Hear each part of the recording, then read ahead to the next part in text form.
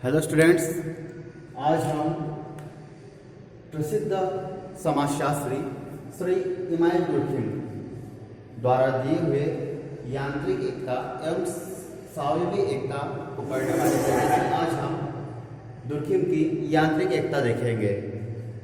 तो दुर्खिम की प्रसिद्ध पुस्तक समाज में श्रम विभाजन, इस पुस्तक में दुर्खिम ने सामाजिक एकता के दो स्वरूप बताए हैं, पहला यांत्रिक और दूसरा सावयवी एकता। तो इसमें हम यांत्रिक एकता को देखेंगे। यांत्रिक एकता, इसमें नाम से ही सिद्ध होता है कि कैसी एकता है। एक यंत्र की भांति काम करने वाली, एक मशीन की भांति काम करने वाली यांत्रिक एकता। अब यहाँ पर यंत्र मशीन थोड़ा कंफ्यूज हो जाता है व्यक्ति की, यंत्र की भांति काम करने वाली, मशीन की भांति काम करने वाले। फिर सावयवी एकता पढ़ेंगे तो हम कंफ्यूज हो जाएंगे कि भाई इकाई में काम करने वाले, पर वो तो यंत्र पर काम करते हैं, मशीन के लिए काम करते हैं, मशीन से उत्पादन करते हैं, ये कन्फ्यूजन हो जाती है। तो यहाँ कन्फ्यूज नहीं होना है, हमें इन्हें विस्तार से पढ़ना है, सावयवी और यांत्रिक एकता को। तो जिसमें आज हम देखेंगे यांत्रिक एकता, अगली कक्षा में हम देखेंगे सावयवी एकता, फिर दोनों के मध्य अंतर भी करेंगे। तो हम देखते हैं यांत्रिक एकता क्या होता है कि एक ऐसा समाज जो पिछड़ा है, आदिम है, आधुनिक सभ्यता से दूर है, ऐसे समाजों में हमें कौन सी एकता मिलती है? यांत्रिक एकता, जो बिल्कुल उनके परंपरात्मक ढंग से, उनके रीति रिवाज, परंपराओं, प्रथाओं, इनके आधार पर इनमें एकता बनी होती है। यदि किसी ने इनकी रीतियों को, परंपराओं को, प्रथाओं को खंडित किया तो यह अपराध माना जाता है और उसके बदले में उस व्यक्ति को समाज द्वारा या उस जाति, जनजाति के सदस्य द्वारा दंडित किया जाता है। तो देखते हैं हम लोग यांत्रिक एकता, यह किन समाजों में पाई जाती है? प्राचीन या आदिम समाजों में पाई जाती है, जो सभ्यता एवं संस्कृति की दृष्टि से क्या होती है? पिछड़े होते हैं। कौन सभ्यता और संस्कृति की दृष्टि से पिछड़े होते हैं?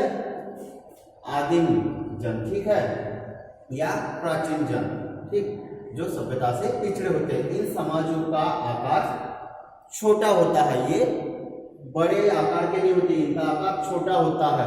जहाँ पर जनजाति रहते हैं उनके छोटे छोटे कस्बे नहीं कह सकते, छोटे छोटे टीले, छोटे छोटे ग्राम होते हैं, जिसे हम टोले वगैरह कहते हैं। तो इन समाजों का आकार कैसा होता है? छोटा होता है। सामूहिक चेतना द्वारा सभी क्या होते हैं? परस्पर जुड़े होते हैं। इनमें जो चेतना होती है वो सामूहिक होती है।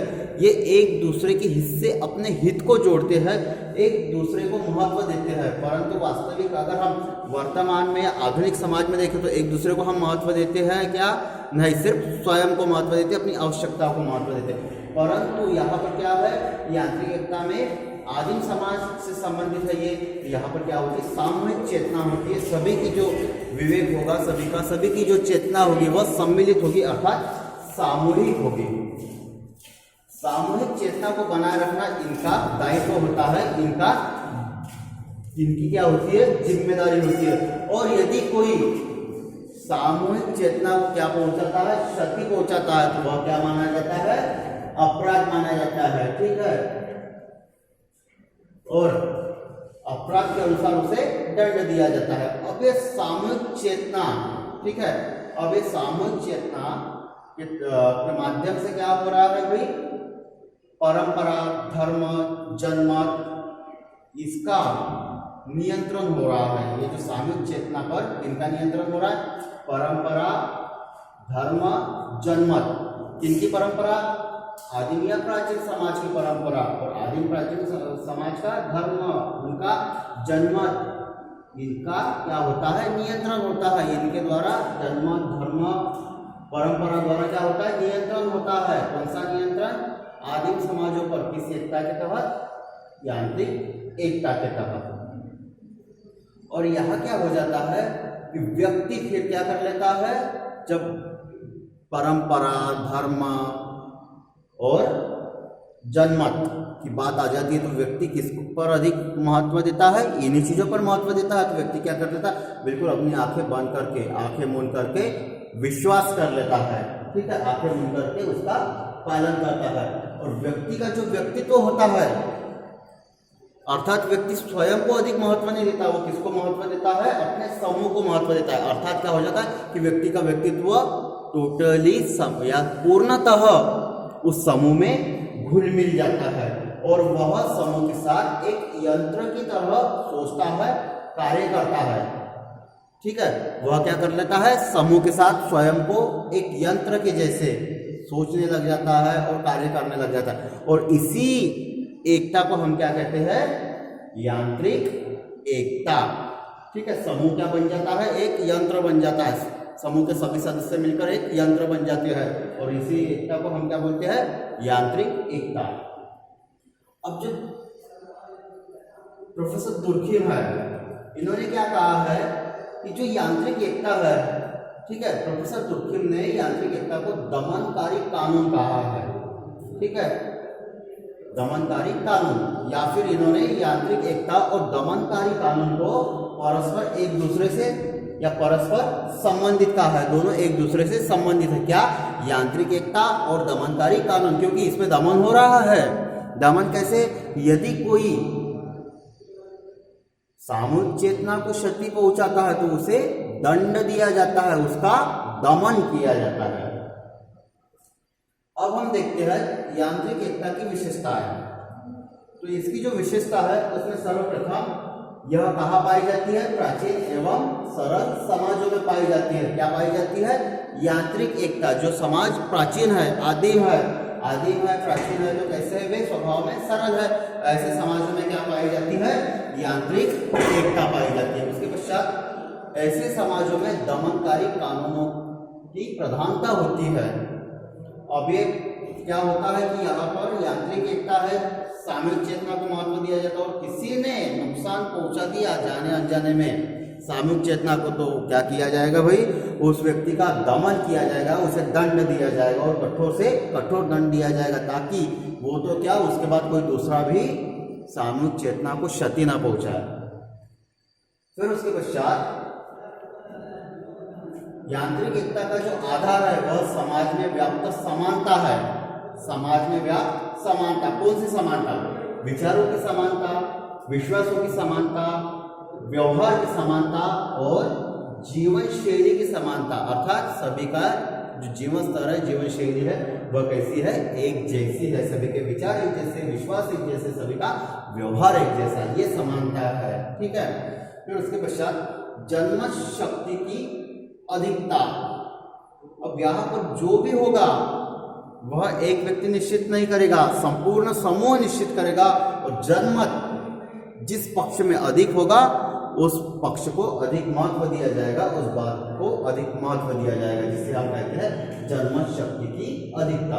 उसके पश्चात श्रम विभाजन एवं विशेषीकरण का अभाव। ठीक है, यहाँ पर क्या है कि श्रम का जो विभाजन हो रहा है, अर्थात अपनी इच्छा से कोई श्रम को नहीं चुन सकता, जो परंपरात्मक तरीके से है, जिसका जाति धर्म के अनुसार जो श्रम है वही करना पड़ेगा। और उससे क्या होगा कि व्यक्ति अगर बोरियत महसूस कर रहा है उस कार्य को करने में, तो उसमें विशेषीकरण होगा। क्या वो उस कार्य को अच्छे से कर पाएगा? अगर बोरियत महसूस कर रहा है तो नहीं। क्या होगा? उसमें विशेषीकरण का अभाव होता है। और यहाँ पर श्रम विभाजन का जो आधार है वह क्या है? लिंग और आयु। व्यक्ति किस लिंग का है? स्त्री है, पुरुष है, किस आयु का है? इस आधार पर व्यक्ति का श्रम विभाजन होता है। और यहाँ पे जो संपत्ति है वह कैसी है? सामूहिक है, अर्थात पूरे समूह की संपत्ति एक है, साझी है। और उत्तरदायित्व भी इनके कैसे? सभी के एक है, सभी के उत्तरदायित्व साझी है। और यहाँ पर सभी की संपत्ति एक जैसी है, सभी का समान अधिकार है, सभी के उत्तरदायित्व समान है। तो यहाँ पर वर्ग बिल्कुल भी नहीं है। यहाँ पर क्या है? वर्गों का अभाव है। उसके पश्चात अगली विशेषता देखते हैं हम। तो धार्मिक क्षेत्र में यहाँ क्या होता है? टोटमवाद को अधिक महत्व दिया जाता है और स्थानीय देवता और जनजातीय व्यक्तिवाद को महत्व दिया जाता है। जनजातीय व्यक्तिवाद मतलब अपने ही जनजाति का व्यक्ति, उसे महत्व देंगे। जैसे हम अपनी ही जाति के व्यक्ति को महत्व देते हैं, तो वैसे वे भी अपनी जाति के व्यक्ति को महत्व देंगे। स्थानीय देवता मतलब उनके जो गांव के स्थानीय देवता है, ठीक है, जिसे हम ग्राम देवता कहते हैं, उन्हें वे अधिक महत्व देते हैं। और धार्मिक क्षेत्र में टोटमवाद मतलब टोटम एक ऐसी सजीव निर्जीव वस्तु या प्राणी जीव, ठीक है, पशु पक्षी पेड़ पौधे पत्थर कुछ भी हो सकता है, ठीक है, जिनसे क्या माना जाता है, हमारे कुल की उत्पत्ति मानी जाती है। हमारे कुल की उत्पत्ति उस सजीव निर्जीव वस्तु प्राणी जीव पत्थर वृक्ष से हुई है, ऐसा माना जाता है। तो क्या किया जाता है यहाँ टोटमवाद, अर्थात उस टोटम की पूजा की जाती है, उसका संरक्षण किया जाता है, उस टोटम को नुकसान करने वाले को दंड दिया जाता है। ये होता है टोटमवाद। फिर सामूहिक चेतना को आघात पहुंचाना अपराध। हाँ, इसको हम शुरू से बोल रहे हैं और पढ़ भी रहे हैं कि क्या है यांत्रिक एकता में जो सामूहिक चेतना है, सभी की जो पूरे समूह की जो चेतना है, उस चेतना के खिलाफ यदि कोई कार्य करता है, उसके विरोध में कार्य करता है या थोड़ा नुकसान पहुंचा देता है, तो यह क्या होगा, अपराध होगा, जो दंडनीय अपराध होगा। और इस अपराध के लिए क्या होगा भाई, दंड मिलेगा, ठीक है। अगली जो विशेषता है क्या है, दंड का उद्देश्य प्रतिशोध लेना तथा सामूहिक चेतना एवं सामाजिक व्यवस्था की पुनर्स्थापना। तो अब अपराध कर ले तो क्या मिलेगा, दंड मिलेगा, पर दंड का उद्देश्य क्या है, प्रतिशोध। यहाँ पर सुधारने के लिए तो है ही है, पर सुधारने के साथ साथ क्या है कि तूने गलत किया, अब उससे प्रतिशोध लिया जाएगा, उससे दंड देकर प्रतिशोध लिया जाएगा। और सामूहिक चेतना और समाज की व्यवस्था जो उस व्यक्ति ने बिगाड़ी, किनके अनुसार, उस समूह की चेतना के अनुसार। समूह की चेतना के अनुसार यदि समूह का कोई व्यक्ति उनके समूह की चेतना को या समूह के विचारों को बिगाड़ने का काम करता है, गंदा करने का काम करता है, उस समूह की या उस समाज की व्यवस्था को बिगाड़ने का काम करता है, ऐसे व्यक्ति को दंड दिया जाता है, जिसका उद्देश्य होता है प्रतिशोध, बदला, रिवेंज, ठीक है। और ये क्यों दिया जाता है, प्रतिशोध लेने, बदला लेने के लिए। और जो व्यवस्था उसने बिगाड़ी है, जो समूह की मानसिकता को बिगाड़ा है, उसे पुनर्स्थापित करने के लिए, फिर से अच्छे से स्थापित करने के लिए क्या किया जाता है, दंड दिया जाता है। तो ये है यांत्रिक एकता। अगली कक्षा में हम देखेंगे सावयवी एकता।